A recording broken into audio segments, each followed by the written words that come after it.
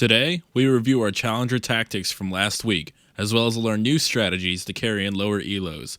We learn how to prevent autopilot, and we're also spicing up the champion pool with a new and interesting pick, while putting some to the side. We're taking huge steps and they don't stop here. This is episode 2.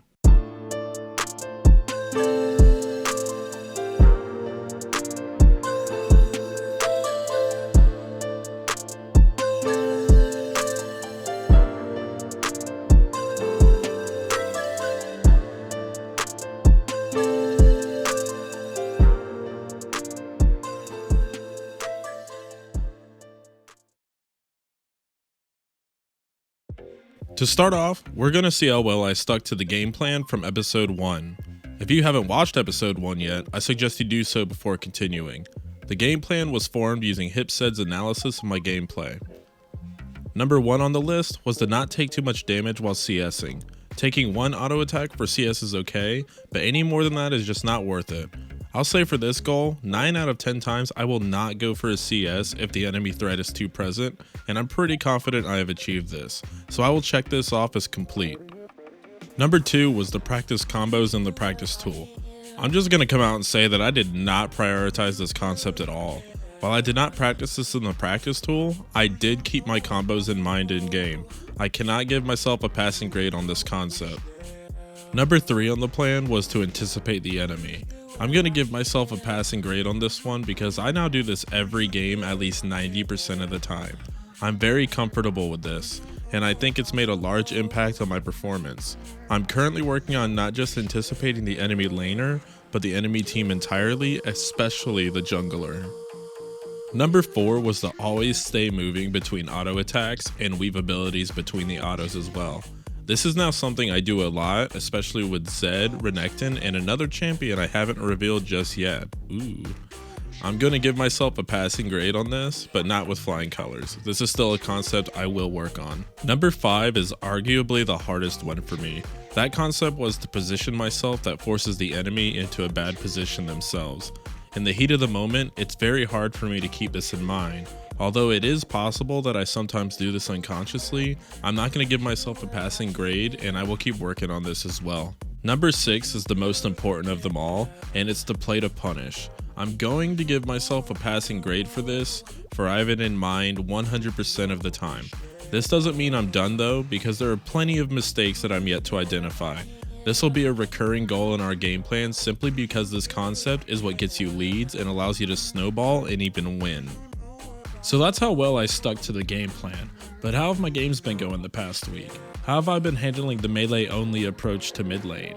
After checking my op.gg, my average win rate is 50%, which is fine, but I think we can do better. I'm starting to identify winning and losing matchups through spamming games, and I do quite enjoy laning against a new face. Because of this, melee versus range matchups have become much easier than the first week. I have a lot more confidence in lane, and I'm starting to trade a lot more efficiently. It is rare, but I do encounter enemy mid laners that make mistakes that I struggle to identify. I do later find that they were in the gold platinum range, but as a benchmark, that's not really very consistent for me. We're not really going to see a measurement of progress until the ranked season starts. But playing to punish is a lot harder when you're unsure of what mistakes they make to begin with. That's why I brought in my challenger friend Anthony, but that's for later in the video. To summarize, I definitely feel a massive improvement since my first week, but there's still much to learn. Something I decided to do differently this week was changing my approach to my champion pool. Originally, my pool was made of 3 assassins and 4 bruisers. Well, as it turns out, I only really played 2 of each. Qiyana and Zed for assassins, and for bruisers, Renekton and Kled. Kled was never mentioned in my champion pool in episode 1, but I do, however, experiment and have been trying out new champions that fit my playstyle. So instead of going with a set number of champions, I'm expanding and splitting the champions into 2 categories, main picks and side picks. This is me adapting to my own plan to be able to safely play champions while gaining experience experimenting with others. The frequency in which I play these champions will determine their category. Renekton has been my number 1 pick so far, mainly because he's fairly safe for me to pick blind. With 28 games played so far, he's my main bruiser.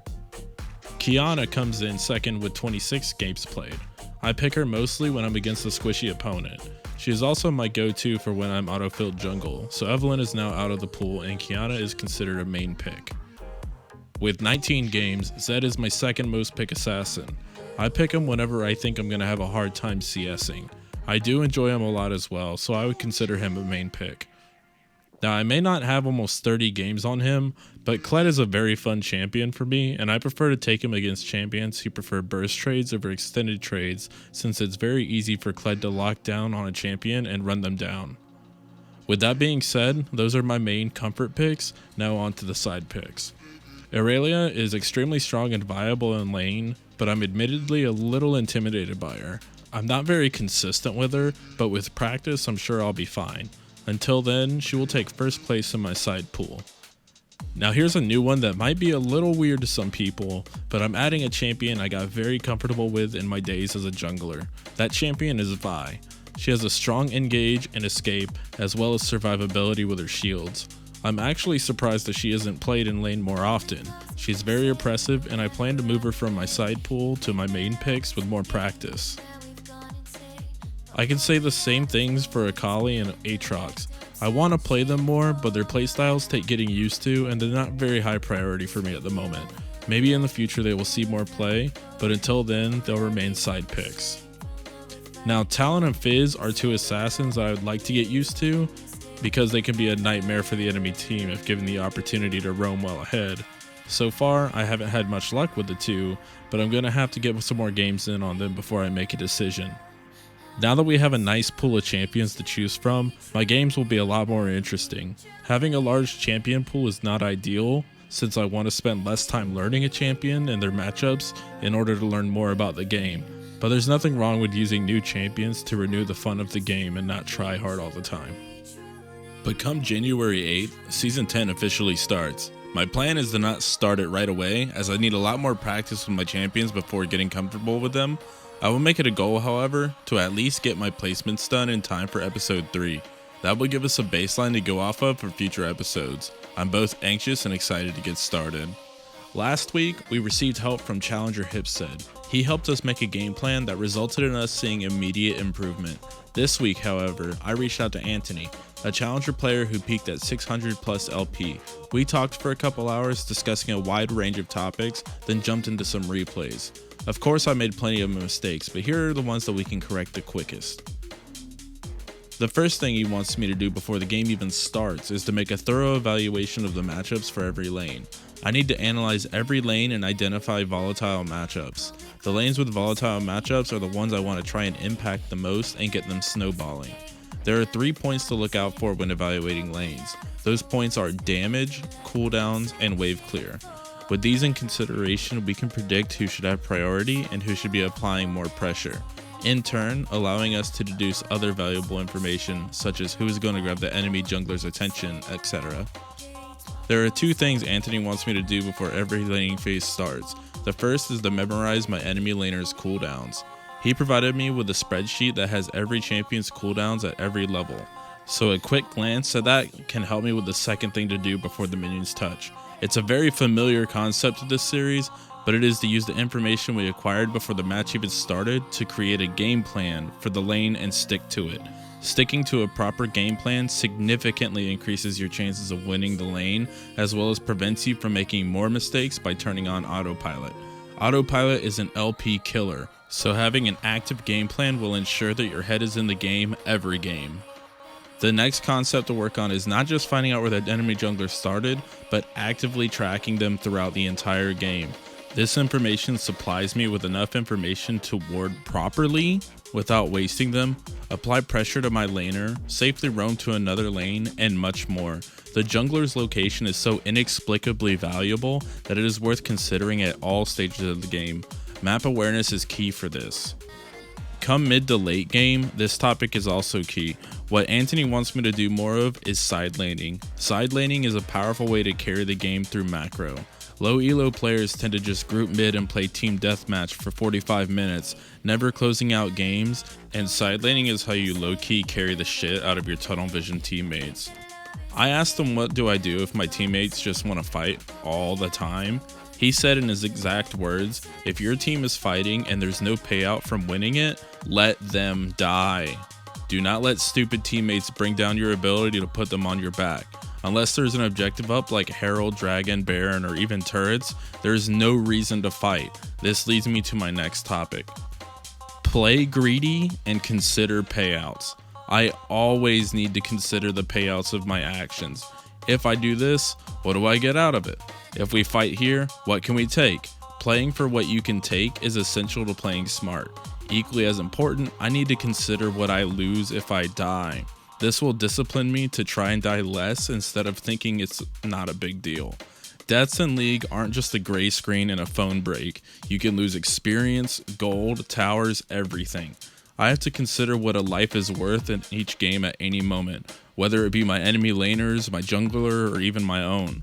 A lot of losing games can be salvageable just by not dying. High elo players won't just kill you, they will rob your grave. Anything that's yours is theirs now, and this is why the concept of payouts is so vital. The last topic of discussion kind of stems from information we've already gathered. Anthony and I talked about this for a while.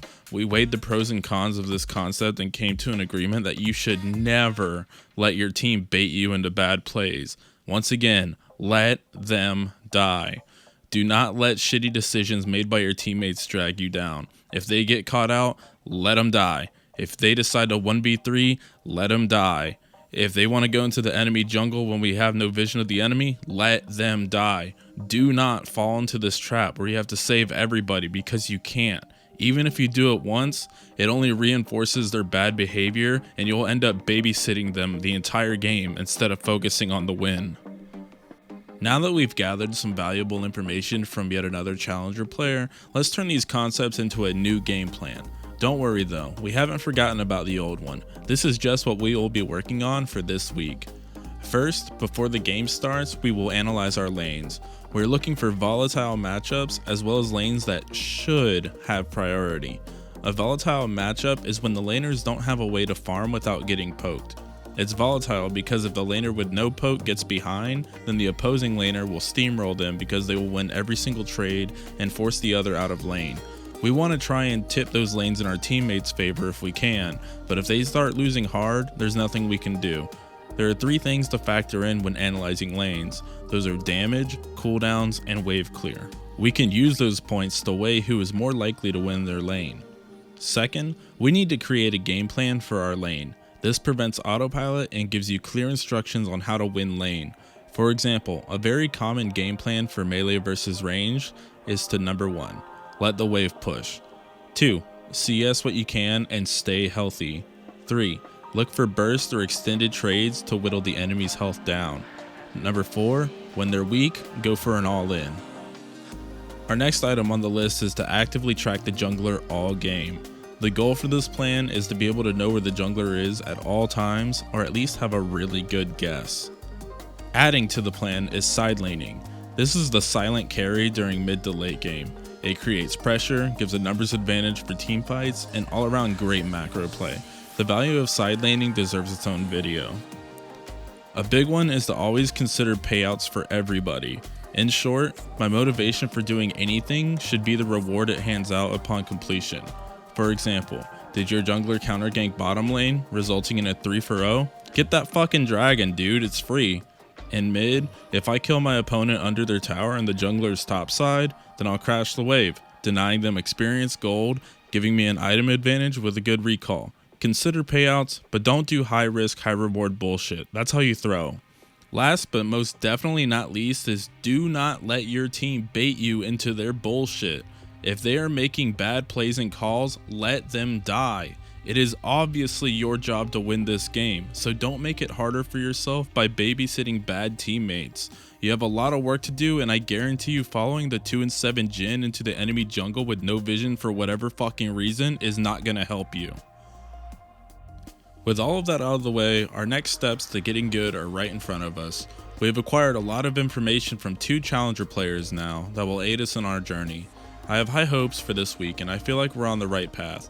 Make sure to tune in next week for more challenger advice as well as a recap to show how it works for me. Until then, tune in on Twitch to see these concepts in action. My social media is on the screen and I look forward to seeing you again. Bye bye.